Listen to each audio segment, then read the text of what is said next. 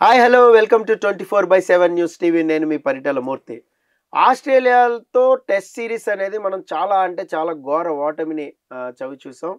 So ఈ నేపథ్యంలో England tour start కాబోతుంది. ఒక 5 2020లు 3 వన్డే మ్యాచ్లు అనేది జరగబోతున్నాయి. సో ఈ ఇంగ్లాండ్ టూర్కి ఎవరైతే సెలెక్ట్ అవుతారో వన్డే స్క్వాడ్, అదే స్క్వాడ్ ఛాంపియన్ ట్రోఫీ కూడా ఆడబోతుంది అనేది అయితే చాలా సంకేతాలు అయితే తెలుస్తున్నాయి. 1-2 మార్పులు ఏమన్నా చేసే అవకాశాలు ఉన్నాయి. ఈ నేపథ్యంలో ఏ ప్లేయర్స్ అనేది ఇన్ అవుతారు, ఏ ప్లేయర్స్ అవుట్ అవుతారు, డెబ్యూ ఎవరు ఇవ్వబోతున్నారు ఈసారి వన్డే సిరీస్లో, the prestigious ICC champion trophy మనం గెలిచే అవకాశాలు ఉన్నాయా లేదా అనేది ఈరోజు డిస్కస్ చేయడానికి మనతో పాటు సందీప్ ఉన్నాడు, క్రికెట్ అనలిస్ట్, అలాగే క్రికెట్ లవర్ కూడా అనుకోవచ్చు. సో సందీప్ని పలకరించి చాలా విషయాలు తెలుసుకుందాం. హాయ్ సందీప్. ఈ వన్డే టీమ్ సెలక్షన్ అనేది ఎవరిని పెట్టే ఛాన్సెస్ ఉన్నాయి? అంటే ఇప్పుడు 2020లో బాగా ఆడిన వాళ్ళని పిక్ చేస్తారా? ఇప్పుడు పాయింట్ ఏంటంటే సార్, కొంతమందికి స్టాంప్ వన్ బై వన్ వెళ్దాం మనం. కొంతమందికి స్టాంప్ వేస్తారు, నువ్వు ఫలానా ఫార్మాట్ ప్లేయర్ అని చెప్పి. సో ఫలానా ఫార్మాట్ ప్లేయర్ అని స్టాంప్ పడిన ప్లేయర్లు ఎవరు? సూర్యకుమార్ యాదవ్ T20 ఫార్మాట్ పడిపోయింది. వన్డేలో ఆడాడు, వన్డేలో ఏ మాత్రం కూడా సక్సెస్ కాలేకపోయాడు. వరల్డ్ కప్ ఫైనల్ కూడా ఆడాడు, కుదరలేదు. ఇంకా అక్కడి నుంచి నువ్వు ఆడద్దు వన్డే, నువ్వు T20 ఆడుకో. T20 క్యాప్టెన్సీ ఇచ్చారు అతనికి.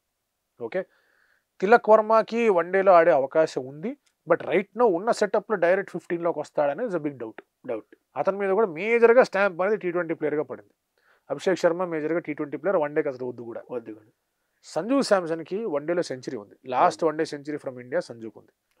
T20 సెంచరీ కూడా సంజుకు ఉంది. కానీ కీపర్ బ్యాట్స్మెన్ కి ప్లేస్ లేదు. కానీ కీపర్ బ్యాట్స్మెన్ గా సంజుని కన్సిడర్ చేస్తారా? సంజు మీద కూడా నువ్వు T20 వరల్డ్ కప్ T20కి ఉన్న స్టాంప్ వేసేసి T20లో కూర్చోబెడతారు. No, this is a big question. Sanju Samson select చేయకుండా ఉండడానికి ఒక స్ట్రాంగ్ రీజన్ ఏంటంటే అతను విజయ్ హజారే ట్రోఫీ ఆడలా. ఓకే, విజయ్ హజారే ట్రోఫీ ఎందుకు ఆడలా? కేరళ వాళ్ళు వద్దన్నారు. కేరళ వాళ్ళు ఎందుకు వద్దన్నారు?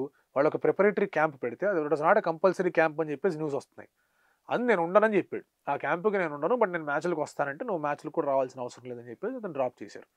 Okay, so Vijay Hazare trophy domestic 50 over trophy నువ్వు ఆడకుండా ఉంటే how can you be in this place?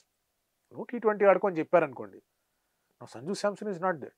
Sanju Samson is actually very good player. సరే, T20లో అతని యావరేజ్ అనేది లాస్ట్ 7 innings పెరిగింది, ఎందుకంటే ఓపెన్ చేయించారు. ఓపెన్ చేసిన తర్వాత 3 సెంచరీలు కొట్టాడు, బాగా ఆడుతున్నాడు. వన్డేలో 1 డౌన్ ఆడగలడు, 3 డౌన్ ఆడగలడు, ఎక్కడైనా ఆడగలడు. మంచి ఫీల్డర్, అవుట్ ఫీల్డ్లో బాగా ఫీల్డింగ్ చేయగలడు, కీపింగ్ చేయగలడు. హీ గివ్స్ దట్, మొత్తం ఫుల్ ఇస్తాడు. But the point is this, నువ్వు ఎంతవరకు అతను వన్డే ప్లేయర్గా చూస్తున్నావు? This is a big question. ఎందుకంటే సంజు శాంసన్ పోటీ ఎవరు? ఈజ్ ఇమీడియట్ పోటీ రిషబ్ పంత్, కేఎల్ రాహుల్ కూడా ఉండే. ఫస్ట్ రిషబ్ పంత్కి ఉన్న మేజర్ అడ్వాంటేజ్ ఏంటి? ఆల్దో అతను వన్డే స్టాటిస్టిక్స్ అనేవి అంత ఫేవరబుల్గా లేకపోయినా, సరే లాస్ట్ 15 innings తనకు ఒక 70 ఉంది, ఒక 50 ఉంది, ఒక సెంచరీ ఉంది, ఇవన్నీ ఉన్నా కూడా మ్యాచ్ మలుపు తిప్పే player. Major advantage left hander. Match మలుపు తిప్పే ప్లేయర్ అది ఉంది, కానీ major point is left hander. అతను మొత్తం ఓపెనర్, తన కెరీర్ అంతా కూడా తీసుకుంటే ఓపెనింగ్ స్లాట్ లో మనం ఫిల్ చేయాలి మస్ట్. తన కెరీర్ ఎవరైనా డ్రాప్ చేయాలి అనేది క్వశ్చన్ మార్క్ వస్తుంది. తన కెరీర్ అంతా కూడా అతను మిడిల్ ఆర్డర్ లోనే ఆడాడు, అదొక పెద్ద ఫ్యాక్టర్ అవుతుంది. రెండోది ఇంకోటి ఏంటి అంటే కనుక, ఇప్పుడు రిషబ్ పంత్ గురించి మనం మాట్లాడుకుంటే అతను జోన్ లో ఉండడానికి ఒక ఫీల్ లో ఉంటారు. యాక్సిడెంట్ అయ్యాక వచ్చాడు, అన్ని ఆడాడు, బాగా ఆడాడు. యాక్సిడెంట్ అవ్వకముందు అతను ఆడిన వన్డే మ్యాచ్ లో 100 కొట్టాడు. యాక్సిడెంట్ అయినా ఒకే ఒక మ్యాచ్ ఆడాడు. సో లెఫ్ట్ హ్యాండర్, మీకు శుభ్మన్ గిల్ ఓపెన్ చేస్తున్నాడు, రోహిత్ శర్మ ఓపెన్ చేస్తున్నాడు, విరాట్ కోహ్లీ 1 డౌన్ ఉన్నాడు, నెంబర్ 4 లేటెస్ట్ శ్రేయస్ అయ్యర్ ఉన్నట్టు ఎవరు లెఫ్ట్ హ్యాండర్ లేడు టాప్ 4-5 లో. మళ్ళీ సంజుని పెట్టారంటే there is no left hander again. So ఆ అడ్వాంటేజ్ అనేది రిషబ్ పంత్. అంటే ఇప్పుడు జైస్వాల్ కూడా సెలెక్ట్ చేయరా? సరే, జైస్వాల్ నా దృష్టిలో షుడ్ ఓపెన్. రోహిత్ శర్మతో జైస్వాల్ ఓపెన్ అంటే ఉంటాడు, బ్యాకప్ బ్యాట్స్మెన్ గా ఉంటాడు, ఖచ్చితంగా ఉంటాడు. నా దృష్టిలో ఓపెన్ చేయాలి. But Gill has also done well అని గిల్ చేత ఓపెన్ చేయించచ్చు. గిల్లును జైస్వాల్ వస్తే అప్పుడు రోహిత్ డ్రాప్ అవ్వాల్సి. రోహిత్ ఎట్లా డ్రాప్? 1 డౌన్ కింద. Rohit opener sir. One day match లో రోహిత్ శర్మ ఓపెనింగ్ ఛాన్సే లేదు. గిల్ కాంబినేషన్, జైస్వాల్ కాంబినేషన్ అడిగితే జైస్వాల్ అంట. నేను జైస్వాల్ అంటే left right combination. Jaiswal basically ఇప్పటిదాకా వన్డే ఆడలా, but the point is rhythm లో ఉన్నాడు, ఊపు మీద ఉన్నాడు, లెఫ్ట్ అండ్ రైట్ కాంబినేషన్ ఉంటుంది.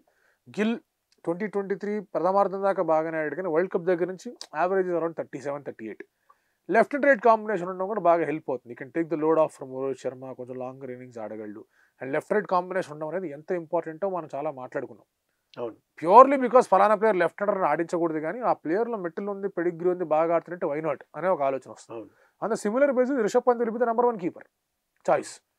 కేఎల్ రాహుల్ కన్నా కూడా Rishabh Pant will be the number 1 choice keeper. Although KL Rahul మీకు వన్డే ఫార్మాట్ లో ఎంత బాగా ఆడాడు. ఇప్పుడు నీ ప్లేయింగ్ లెవెన్ చెప్పు.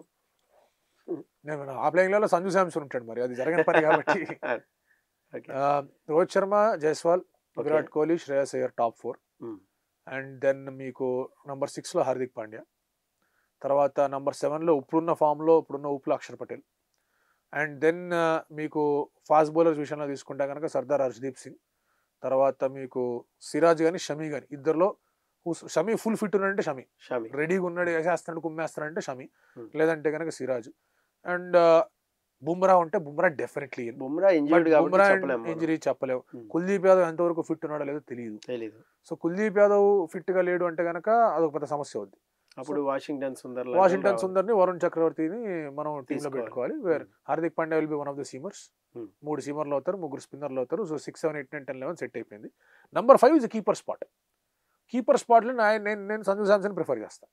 బట్ జరిగేది ఏంటంటే they might prefer Rishabh Pant or KL Rahul. Rishabh Pant or KL Rahul ఇద్దరు ఎవరిని సెట్ చేసుకోవాలి కానీ I will say Rishabh Pant. దానికి రీజన్ ఏంటి అంటే కనుక ఒకటి లెఫ్ట్ హ్యాండర్ మిడిల్ ఆర్డర్ లో ఒకడు ఉంటాడు, హార్దిక్ పాండ్యా కన్నా ముందు అటు స్పిన్ బాగా ఆడగలడు. రెండోది ఏంటంటే when things get going tough వెళ్ళినప్పుడు రిషబ్ పంత్ ఒక్కడు బాగా ఆడతాడు. సడన్లీ యువర్ 100 for 4, ఇంకా మీకు ఒక 40 ఓవర్లు ఆడాలి, 30 ఓవర్లు ఆడాలి.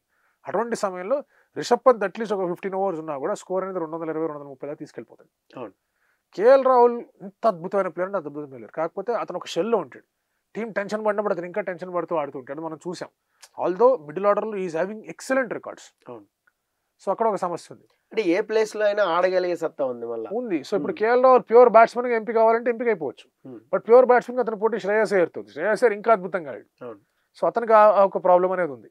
But again only purely based on stats మనం మాట్లాడుకోవాలి, ప్యూర్లీ బేస్డ్ ఆన్ ఇది మనం మాట్లాడుకోవాలంటే టాప్ 6లో రోహిత్ శర్మ, గిల్, తర్వాత మనకి విరాట్ కోహ్లీ, శ్రేయస్ అయ్యర్, తర్వాత కేఎల్ రాహుల్, హార్దిక్ పాండ్యా. ఈ టాప్ 6 ప్యూర్లీ పరంగా స్టాట్స్ పరంగా ఉంటారు. బట్ అన్నిసార్లు stats will not win you the tournaments. కొన్నిసార్లు మీరు ఆ రిస్క్ ఫ్యాక్టర్ అనేది తీసుకోవాల్సిన అవసరం ఉంది. కొన్నిసార్లు హార్ష్ కాల్స్ తీసుకోవాల్సిన అవసరం పడుతుంది. అటువంటి సమయంలో ఈ చేంజెస్ అనేవి కనిపిస్తాయి. వరుణ్ చక్రవర్తి ఐ వుడ్ ప్రిఫర్, ఎందుకంటే బుమ్రా లేడు అంటే కనుక you want somebody in the middle overs, ఎవరైతే వికెట్లు తీయాలి. ఫిబ్రవరిలో ప్రాబ్లీ కొంచెం చల్లగా ఉంటుంది, కొంచెం సీమ్ కొంచెం బెటర్గా ఉండొచ్చేమో అన్నట్టుగా పిచ్చులు ఉన్నాయంటే టేక్ వరుణ్ చక్రవర్తి. కొంచెం సీమ్ సపోర్ట్ ఉందంటే వరుణ్ చక్రవర్తి చాలా అద్భుతమైన బౌలర్. మిడిల్ ఓవర్స్లో వికెట్ తీస్తాడు. 11 to 40లో if you are not taking wickets ఓడిపోతారు మ్యాచ్లు. అంటే ఇప్పుడు ఆల్రౌండర్ కేటగిరీలో ఇప్పుడు ఎలాగో జడేజా లేడు కాబట్టి, జడేజా ఉంటాడు టీంలో. అక్షర్ పటేల్, జడేజాలో ఒకళ్ళే కదా ఉండేది. సో నితీష్ కుమార్ రెడ్డికి కానీ తిలక్ వర్మకి కానీ ఛాన్స్ ఉండదా? అదే అంటున్నాను కదా సార్. ఇప్పుడు మీరు శ్రేయస్ అయ్యర్, కేఎల్ రాహుల్ ఉన్నప్పుడు తిలక్ వర్మ అక్కడికి వెళ్ళడం కష్టం అవుతుంది. ఎందుకంటే లెఫ్ట్ హ్యాండర్ అడ్వాంటేజ్ ఉంటుంది. 11 members డెబ్యూ ఇచ్చే ఛాన్స్ 11 members మీరు పిక్ చేస్తారు. అందులో మీరు ఒక ఎక్స్ట్రా ఫాస్ట్ బౌలర్ని, ఒక ఎక్స్ట్రా స్పిన్నర్ని, తర్వాత ఒక ఎక్స్ట్రా కీపర్ని, ఇంకొక ఎక్స్ట్రా ఓపెనర్ని పిక్ చేసుకుంటారు. So there is no other way of looking at ఇంకొక ఆల్రౌండర్. సో నితీష్ డైరెక్ట్గా రావడం అనేది చాలా చాలా కష్టం. అన్లెస్ అండ్ అంటిల్ గంభీర్ కూర్చొని లేదు నాకు ఈ స్క్వాడ్ కావాలి, నాకు వీళ్ళే కావాలంటే తప్ప. దట్ ఈస్ వేర్ నాకు వాషింగ్టన్ సుందర్ వద్దు, నాకు జడేజా వద్దు, అక్షర్ పటేల్, నితీష్ కుమార్ రెడ్డి టీంలో కావాలి, లేదా వాషింగ్టన్ సుందర్, నితీష్ కుమార్ రెడ్డి టీంలో కావాలంటే తప్ప నితీష్ కుమార్ రెడ్డికి బౌలింగ్ అడ్వాంటేజ్ కూడా ఉంది కదా. హార్దిక్ పాండ్యా లాగా సపోర్టింగ్ ఉంటుంది. బట్ అగైన్ 10 ఓవర్లు వేస్తాడనే గ్యారంటీ ఇంకా లేదు నితీష్ దగ్గర నుంచి. రెండో పాయింట్ ఏంటంటే కనుక బ్యాకప్ ఆప్షన్ గా పెట్టుకోవచ్చు. ఒకవేళ ఇంజరీ అయిపోయింది ఇంకా ఆర్డర్ అంటే కనుక Nitish can go in to that squad.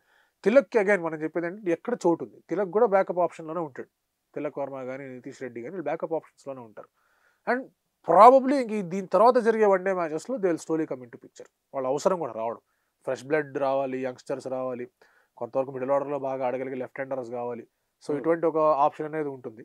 But ఇందాక అన్నట్టు కానీ తిలక్ నెక్స్ట్ ఇయర్ దాకా కొంచెం ఆయన మీద T20 అని స్టాంప్ వేస్తారు అన్నట్టుగా కనిపిస్తోంది. But again having said that India కొంచెం ఫేవరెట్స్గా బరిలోకి దిగుతారా అంటే ఉన్న recent kind of form and ఉన్న ఈ కండిషన్స్, డ్రెస్సింగ్ రూమ్ లీక్లు, క్యాప్టెన్, కోచ్ ఇవన్నీ హడావిడి చేసుకుంటే they are not entering as favourites. So that's a good thing. ఫేవరెట్స్గా ఎంటర్ అవ్వకపోవడం ఇట్స్ అ గుడ్ థింగ్, మంచిదే. టీం సెలెక్ట్ చేసుకోవడానికి 1 రోజులు టైం అడిగారు ఐసీసీ నుంచి, అది న్యూస్ వస్తుంది. ఎందుకంటే బుమ్రా ఫిట్నెస్ గురించి క్లారిటీ లేదు, కుల్దీప్ యాదవ్ ఫిట్నెస్ గురించి క్లారిటీ లేదు. 2 ఇంపార్టెంట్ బౌలర్స్ ఇద్దరు, బుమ్రా అండ్ కుల్దీప్. వన్డే ఫార్మాట్లో ఎస్పెషల్లీ కుల్దీప్ నెంబర్ 2లో ఉన్నాడు, బుమ్రా ఏ ఫార్మాట్లోనే అదరగొట్టే బౌలర్. వీళ్ళిద్దరు లేకపోతే వాళ్ళిద్దరికి మరి ఎట్లా ఏం చేసుకోవాలనేది ఇంకొక ఫ్యాక్టర్గా కనిపిస్తుంటుంది. ఒకటి హర్షదీప్ సింగ్ మంచి ఫామ్లో ఉన్నాడు, షమీ ఫిట్గా ఉన్నాడు. సో ఆ ఒక ఆస్పెక్ట్ అనేది మరి ఇండియా మీద ఎంత ప్లే అవుతుంది అనేది చూడాలి. బట్ అగైన్ మీకు ఇక్కడ టీమ్గా ఆడాల్సిన అవసరం ఉంది. World cup 2023 one day world cup ఎలాగైతే ఆడారో టీమ్గా ఆడితే కనుక రిజల్ట్స్ వస్తాయి. మిడిల్ ఓవర్స్లో వికెట్లు తీస్తే రిజల్ట్స్ వస్తాయి. ఒకే ఒక్క మ్యాచ్లో ఇండియా మిడిల్ ఓవర్స్లో వికెట్లు తీయాలి. అవును. ఆ మ్యాచ్ ఏమైందో నేను మాట్లాడతాను. Final match. So thank you very much. Thank you. So ఇది ఛాంపియన్ ట్రోఫీకి టీమ్ సెలక్షన్ అనేది. సో టీమ్ సెలక్షన్ అయిపోయిన తర్వాత మరొకసారి సందీప్తోనే కూర్చుందాం, మాట్లాడదాం. పాకిస్తాన్ మ్యాచ్ గురించి కూడా అప్పుడు మాట్లాడదాం. This is Paritala Murthy signing off. By by.